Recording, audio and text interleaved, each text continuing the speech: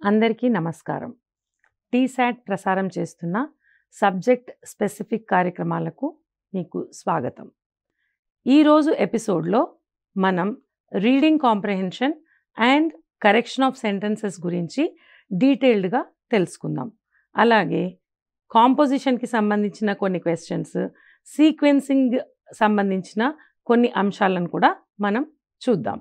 ముందుగా reading comprehension గురించి కొంచెం మాట్లాడుకుందాం. మీరు గమనించినట్లయితే మొత్తం క్వశ్చన్ పేపర్లో మనకి రీడింగ్ కాంప్రహెన్షన్కి ఎక్కువ మార్కులు కేటాయించబడ్డాయి. దాన్ని బట్టే మనం దాన్ని అర్థం చేసుకోవచ్చు రీడింగ్ కాంప్రహెన్షన్ అనేది ఎంత ఇంపార్టెంట్ అనేది. సో దీనికి సంబంధించిన ఇన్ఫర్మేషన్, దీనికి సంబంధించిన స్ట్రాటజీస్, టిప్స్ ఇవన్నీ కూడా మనం ఈరోజు ఎపిసోడ్లో తెలుసుకుందాం. Reading comprehension. రీడింగ్ కాంప్రహెన్షన్ అనగానే మన మనసులో కొన్ని క్వశ్చన్స్ వస్తాయి. What is reading comprehension? When does reading comprehension takes place? Why is reading comprehension important?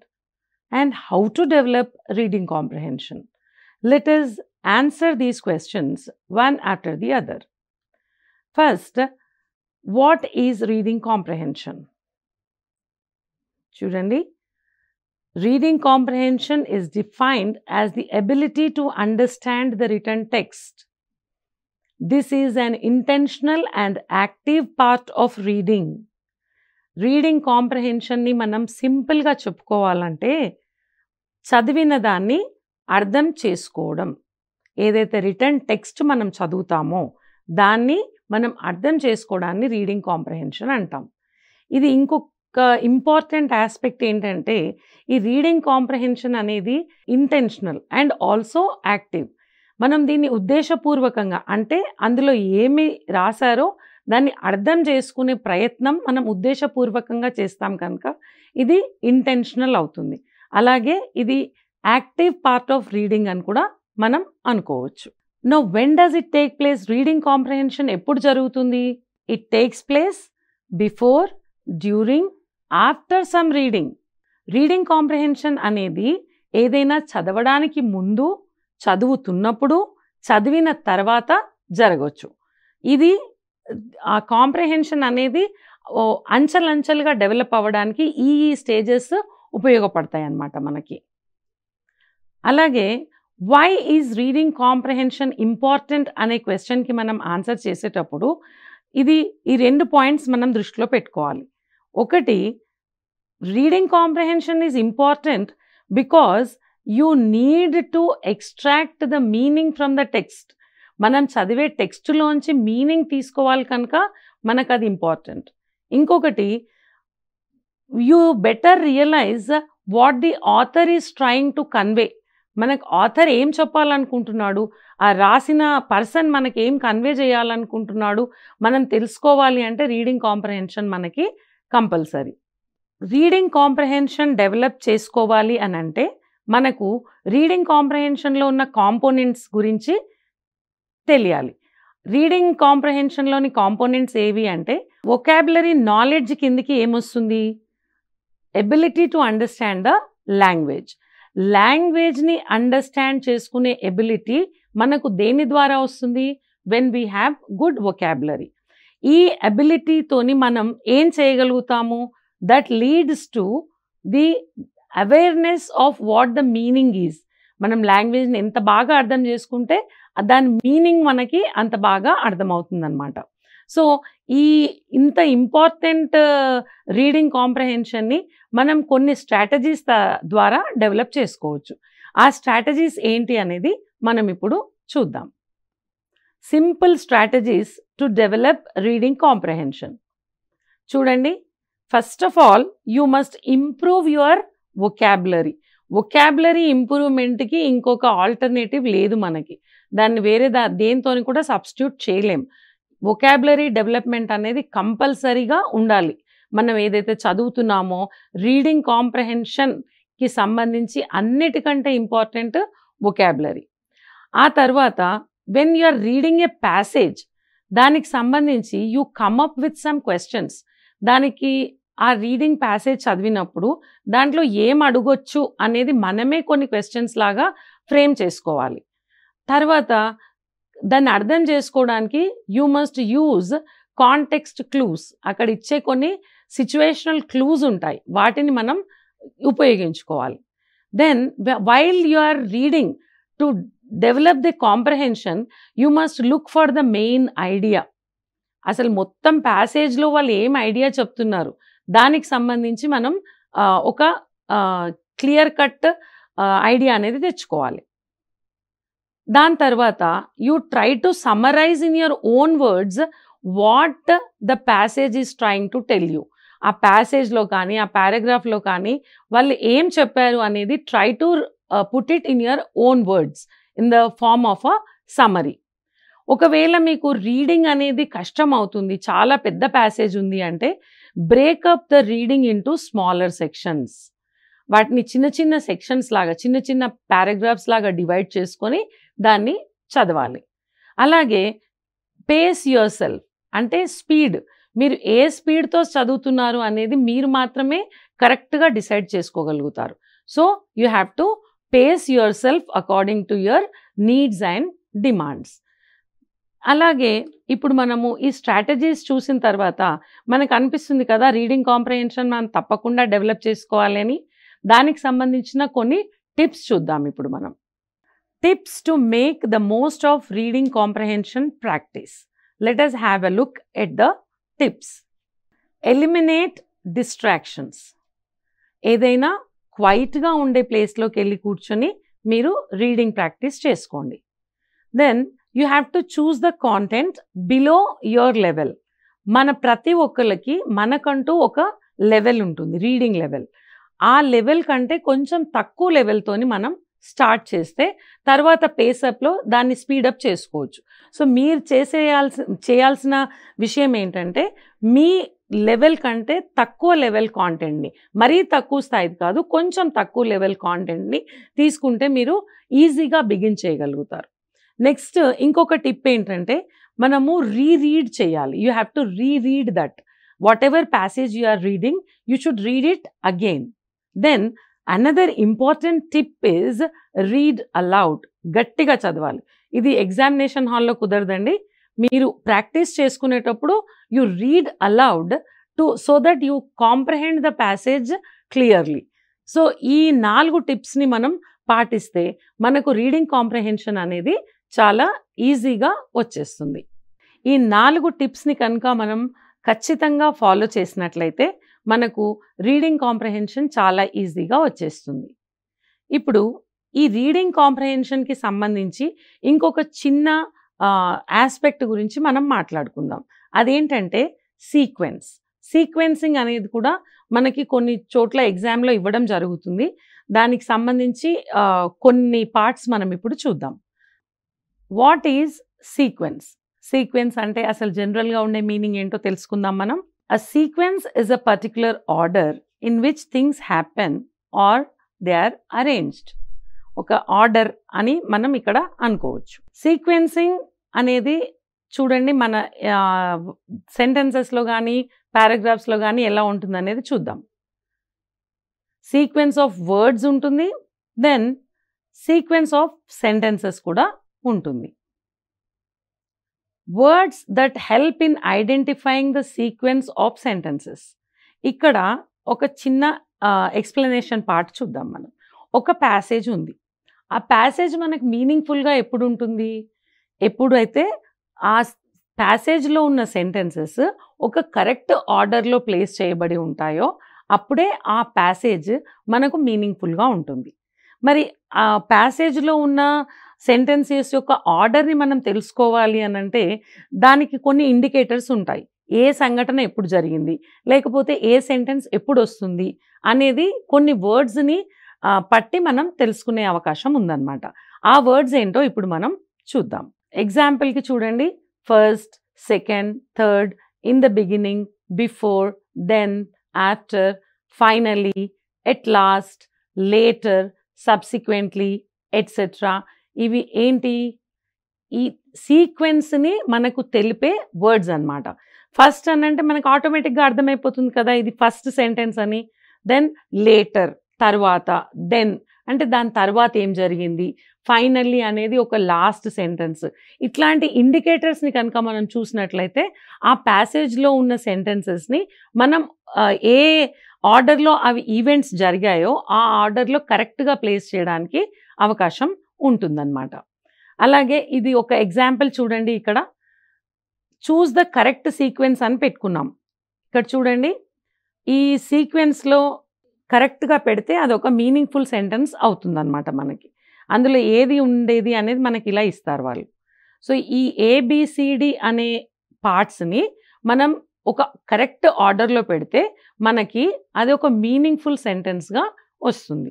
చూడండి, డిబిసిఏ అనేది మనకు కరెక్ట్ ఆర్డర్ అని తెలుస్తుంది. చూద్దామా ఒకసారి. He was so interested in the book that he could not put down because it was interesting.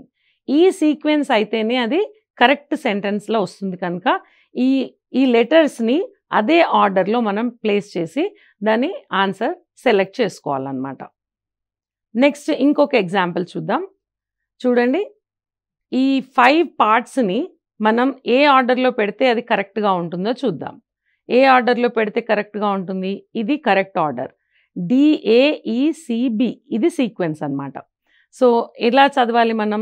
Research shows that children living in villages watch more television than do their counterparts in inner city areas.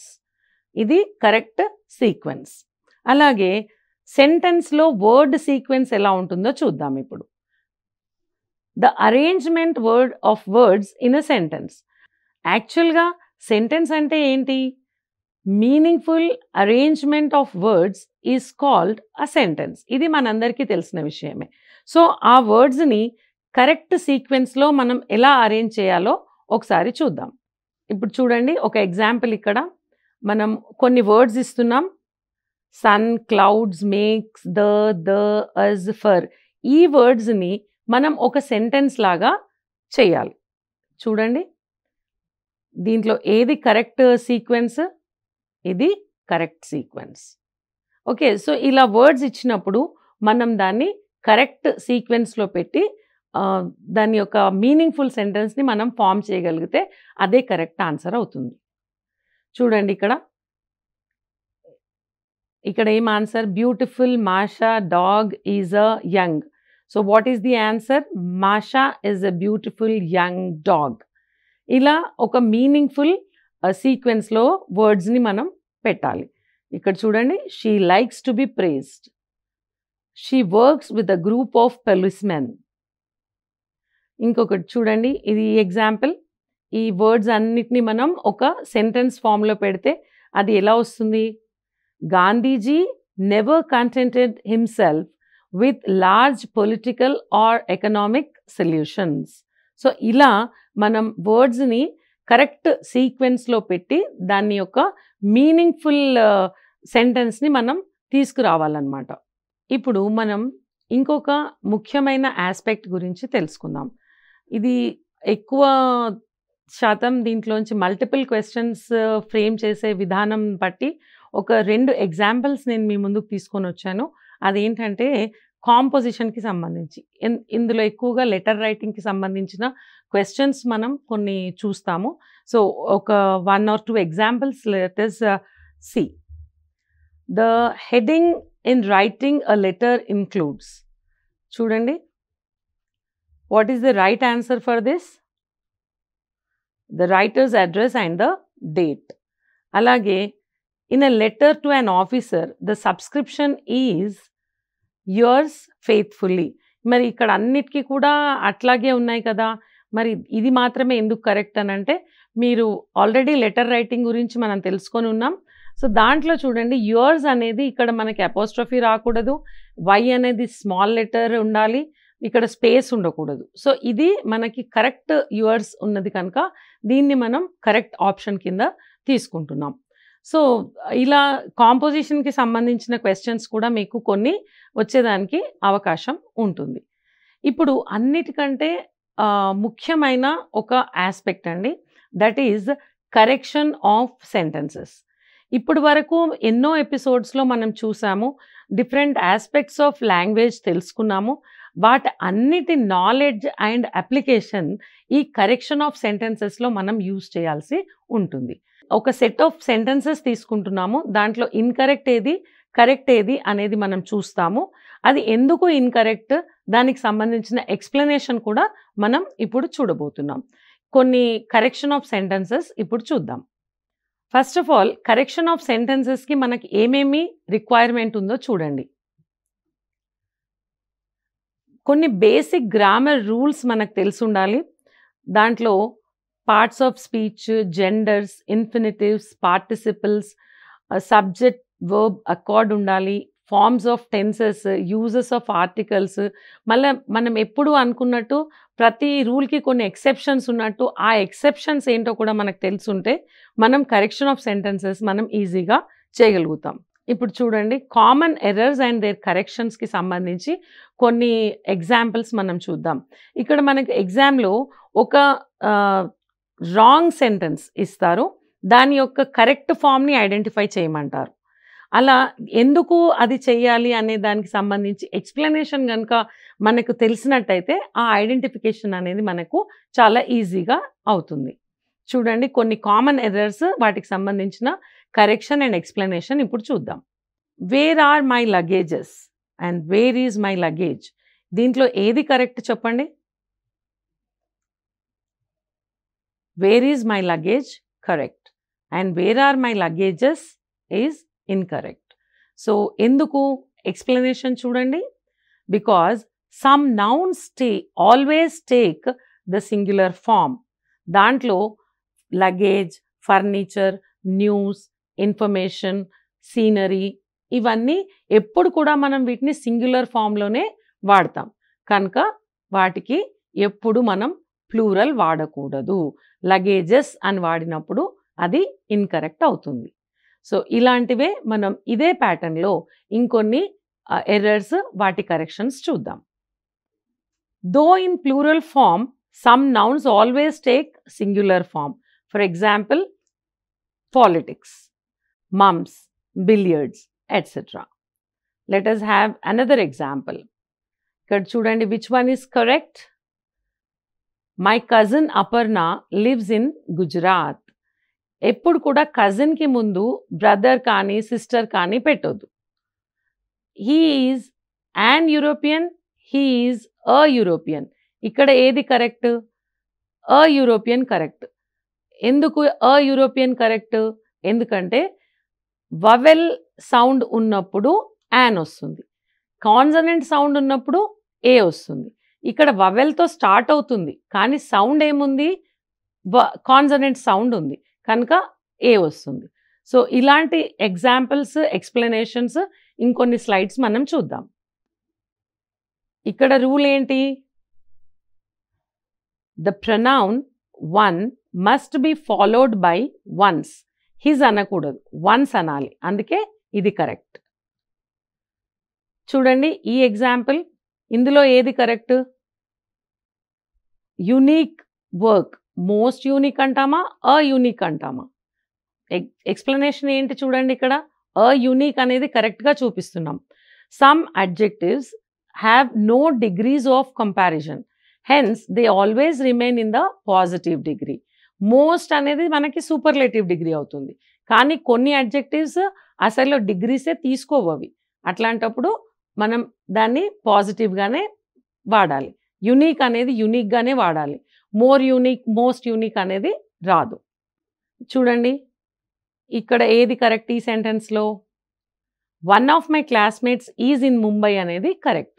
దాని explanation ఏంటి? One of అనేది ఎప్పుడు కూడా it takes a plural noun and verb వచ్చేసి సింగులర్గా ఉంటుంది. అందుకే one of అని వచ్చినాక ఇక్కడ ప్లూరల్, ఇక్కడ సింగులర్ వర్బ్ ఉంది కనుక ఇది కరెక్ట్. ఇంకొక ఎగ్జాంపుల్ చూడండి, Rani is the most prettiest girl in the class. Rani is the prettiest girl in the class.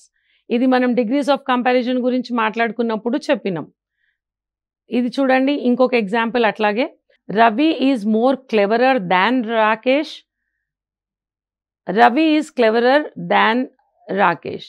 మనం చెప్పుకున్నాం కదా, డబుల్ కంపారేటివ్స్ లేదా డబుల్ సూపర్లేటివ్స్ ఎప్పుడు వాడొద్దు. ఒక ప్రెట్టియెస్ట్ అని మాత్రమే రావాలి, ఇక్కడ క్లెవరర్ అని మాత్రమే రావాలి. సో ఈ రెండే కరెక్ట్ అవుతాయి. ఇంకొక ఎగ్జాంపుల్ చూద్దాము. He returned back this evening from Tirumala. He returned this evening from Tirumala. ఇందులో ఏది correct? He returned this evening from Tirumala అనేది correct. Because the word back cannot be used with return. Return అంటేనే back రావడం. So back అనే word రిటర్న్తో use చేయకూడదు. Let us have another example. She sat besides me. She sat beside me. ఈ రెండిట్లలో ఏది correct? She sat beside me అనేది correct. Because beside means by the side of or next to. ఇంకొక example చూద్దాం. We enjoyed at the party. We enjoyed ourselves at the party. So ఈ రెండిట్లలో ఏది కరెక్ట్? We enjoyed ourselves at the party అనేది కరెక్ట్. ఎందుకు? Because verbs like enjoy, avail, absent, avenge ఇలాంటి ఇంకొన్ని verbs always take an object. ఇక్కడ we enjoyed ourselves. So ourselves is an object here. So అవి ఉంటేనే ఆ సెంటెన్స్ కరెక్ట్ అవుతుంది, కనుక రెండవ సెంటెన్స్ కరెక్ట్. ఇంకా ఇవే కాకుండా ఇంకొన్ని వేరే టైప్ ఆఫ్ క్వశ్చన్స్ కూడా మనకి పేపర్లో అప్పుడప్పుడు అపియర్ అవుతూ ఉంటాయి. అవి ఏంటి అంటే, arrange in alphabetical order. Alphabetical ఆర్డర్లో అరేంజ్ చేయమని కొన్ని క్వశ్చన్స్ ఇస్తారు. లేదంటే passage with blanks to fill in, ఇది కూడా అప్పుడప్పుడు మనకి వస్తుంది. కొన్ని బ్లాంక్స్ ఇచ్చేసి ఆ బ్లాంక్స్లో మనకు కరెక్ట్ ఆప్షన్ మనల్ని ఫిల్ చేయమని ఆప్షన్స్ ఇస్తారు. అండ్ వొకాబులరీ రిలేటెడ్ క్వశ్చన్స్లో రెండు రకాలుగా ఉంటుందండి అది. ఒకటి వచ్చేసి ఇన్ సెంటెన్స్ ఆర్ కాంటెక్స్ట్ ఇవ్వచ్చు, లేదనంటే మనకు డైరెక్ట్గా ఆ వర్డ్ అడిగి దానికి సంబంధించిన ఏమంటారు సినోనిమ్ కానివ్వండి, యాంటోనిమ్ కానివ్వండి, లేకపోతే వన్ వర్డ్ సబ్స్టిట్యూట్ అనండి, ఇలాంటివి ఏవైనా సరే మనకు వొకాబులరీ రిలేటెడ్ అన్నప్పుడు అవి రెండు రకాలుగా రావచ్చు. ఒకటి సెంటెన్స్ బేస్డ్ ఉంటుంది, సెంటెన్స్లోంచి ఆ వర్డ్కి సంబంధించిన ఆన్సర్ మనం వెతుక్కోవాల్సి ఉంటుంది. ఇంకొకటి డైరెక్ట్గా వర్డ్ ఇచ్చి వాళ్ళకి ఏం కావాలో అడుగుతారు, అప్పుడు మనం డైరెక్ట్గా ఆన్సర్ ఇవ్వాల్సి ఉంటుంది. సో ఇది these are some of the other type of questions. మనకు ఈ టెస్ట్ అంతా కూడా మల్టిపుల్ చాయిస్లో జరుగుతుందని మీ అందరికీ తెలిసిన విషయమే. మరి మల్టిపుల్ చాయిస్ టెస్ట్ మనం తీసుకునేటప్పుడు ఎటువంటి స్ట్రాటజీస్ మనం ఫాలో చేయాలి, ఎటువంటి కొన్ని టిప్స్ మనం ఫాలో చేస్తే మనకి ఎక్కువగా స్కోర్ చేసే అవకాశం ఉంటుందో ఒకసారి మనం చూద్దాం. Multiple choice test taking strategies. అన్నిటికంటే ముందు బడ్జెట్ యువర్ టైం. మీకు ఎంత టైం ఉంది క్వశ్చన్ పేపర్లో అటెంప్ట్ చేయడానికి? ఎందుకంటే ఇంగ్లీష్ ఒకటే ఉండదు, మిగిలిన సబ్జెక్ట్స్ కూడా ఉంటాయి. వాటికి సంబంధించి మీరు మీ టైంని బడ్జెట్ లాగా చేసుకోవాలన్నమాట, దీనికింత దీనికింత అని. తర్వాత then attempt to answer the questions in a consecutive order. ఒకదాని తర్వాత ఒకటి అటెంప్ట్ చేయడానికి ప్రయత్నం చేయండి. ఆన్సర్ చాయిసెస్ ఏవైతే ఉంటాయో వాటిని మీరు ముందుగా పట్టించుకోకండి అసలు, ఎందుకంటే అందులో రాంగ్ చాయిసెస్ ఉంటాయని కూడా మనకు తెలుసు కదా. మనం రాంగ్ చాయిసెస్ని ఇగ్నోర్ చేద్దాం, అంటే మొత్తంగా ఆన్సర్ చాయిసెస్నే మనం పక్కన పెడదాం. మరి కరెక్ట్గా ఎలా ఆన్సర్కి డిరైవ్ అవ్వగలుగుతాము అంటే, read the question carefully to determine the precise requirement. First క్వశ్చన్ని జాగ్రత్తగా చదవండి, వాళ్ళు అడిగేది ఏంటి, అడిగేది ఏంటి అనేది తెలిసినప్పుడే మనకు మోస్ట్లీ దాని కరెక్ట్ ఆన్సర్ మనకు తడుతుంది. అప్పుడు determine the correct answer before reading the answer choices. ఆ ఆన్సర్ చాయిస్లు చూడకముందే మనకు ఆన్సర్ తడుతుంది. ఒకవేళ తట్టకపోతే అప్పుడు ఆన్సర్ చాయిసెస్ చదవండి. మీకు ఆల్రెడీ ఆన్సర్ తట్టిందనుకోండి, అప్పుడు మీరు ఆటోమేటిక్గా ఆన్సర్ దాన్ని టిక్ చేయొచ్చు. లేదు తట్టలేదు అలాంటప్పుడు read the answer choices carefully. అవి బాగా జాగ్రత్తగా చదివి సెలెక్ట్ ద బెస్ట్ ఆన్సర్. దాన్ని మీరు అన్ని రకాలుగా అనలైజ్ చేసి ఇది ఏంటి, వాళ్ళు అడిగేది ఏంటి, వీళ్ళు ఇచ్చింది ఏంటి, ఇది చేస్తే కరెక్టేనా అని అట్లా అనలైజ్ చేసుకొని దాన్ని మీరు ఆన్సర్ని కరెక్ట్గా సెలెక్ట్ చేసుకోవాలి. ఇవన్నీ జరగాలి అని అంటే మళ్ళీ మనం మొదటి పాయింట్ని బాగా దృష్టిలో పెట్టుకోవాలి. మనం బడ్జెట్ చేసుకోవాలి, మన టైంని కరెక్ట్గా డివైడ్ చేసుకోవాలి. సో ఇది జరగాలి అని అంటే మనం ఏం చేయాలి, మనం ప్రాక్టీస్ బాగా ఉంటే మనకి ఎక్కడ మనం అనలైజ్ చేయాలి, దేనికి ఎక్కువ టైం పడుతుంది, దేన్ని మనం ఈజీగా ఆన్సర్ చేయగలుగుతాము అనేది మన ప్రాక్టీస్ దాన్ని బట్టే ఉంటుంది. కనుక బాగా ఎక్కువగా స్టడీ చేయాలి, ఎలాబరేట్గా ఎగ్జాంపుల్స్ తీసుకోవాలి, వాటన్నిటిని కూడా ప్రాక్టీస్ చేయాల్సి ఉంటుంది. అప్పుడే మనం ఎగ్జామినేషన్లో కరెక్ట్ ఆన్సర్ని కరెక్ట్ టైంలో సెలెక్ట్ చేసుకోగలుగుతాం. టెన్షన్ ఫ్రీగా కూల్గా అటెంప్ట్ చేయడానికి ప్రయత్నం చేయాలి. ఈ పాజిటివ్ అవుట్లుక్తో పోతేనే మనకి ఏదైనా సాధ్యపడుతుంది. మళ్ళీ ఒక్కసారి కన్క్లూజన్లో మీరు చూడండి, నేను పేపర్ 1 గురించి ఒక చిన్న రివిజన్ లాగా చెప్తున్నాను. పేపర్ 1లో మనకి ఇంగ్లీష్ ఏదైనా సరే, not only English, multiple choice questions ఉంటాయి, నెగటివ్ మార్కింగ్ ఉండదు. ఇంగ్లీష్కి సంబంధించి టోటల్ మార్క్స్ వచ్చేసి మనకి 30 మార్క్స్ ఉన్నాయి. ఆ 30 మార్క్స్లో మనకు కాంటెంట్కి సంబంధించి 24 మార్క్స్ ఉన్నాయి, పెడగాజీకి సంబంధించి 6 మార్క్స్ ఉన్నాయి. ఈ కాంటెంట్కి సంబంధించిన ఏరియాస్లో మనకు లాంగ్వేజ్లో ఉండే parts of speech, direct speech, indirect speech, active voice, passive voice, degrees of comparison, tenses, reading comprehension, ఇలాంటివన్నీ కూడా మనకి మీ సిలబస్లో చాలా క్లియర్గా మెన్షన్ చేయడం జరిగింది. వాటన్నిటిని మనం ఈ ఎపిసోడ్స్లో ప్రతి ఒక్కదాన్ని విత్ ఎగ్జాంపుల్స్ బ్రీఫ్గా కవర్ చేశాము. ఇప్పుడు మనం ఈ ఎగ్జాంపుల్స్ని స్టడీ చేస్తూ దీనికి తోడుగా ఇంకొన్ని ఎగ్జాంపుల్స్ని కూడా స్టడీ చేసి వాటిని కొంచెం అనలిటికల్ వ్యూతోని అర్థం చేసుకుంటే విజయం మనదే. సో మీ అందరూ ఈ ఎగ్జామ్లో తప్పకుండా విజయం సాధించాలని కోరుకుంటూ సెలవు. నమస్తే.